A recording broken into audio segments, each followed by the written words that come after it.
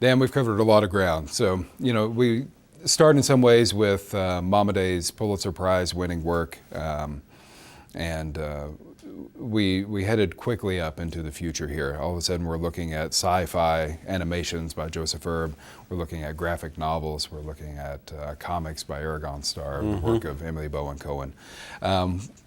What do you see happening here in terms of innovation in the field of expressive culture? I see an amazingly exciting collision of tradition and popular culture here. I think that this is another great example of the incredible creativity and innovation that Native people bring to the various realms of expressive culture, in that accessing new technologies. Right.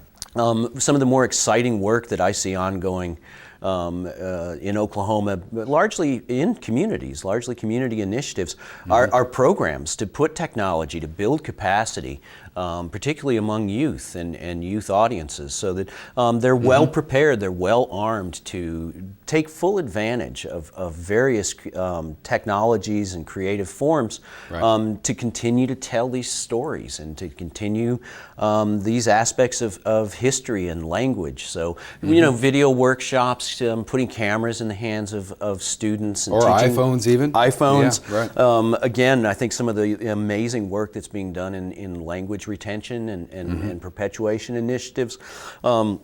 Culture camps, increasingly these are becoming more and more engaged with expressive culture and the arts.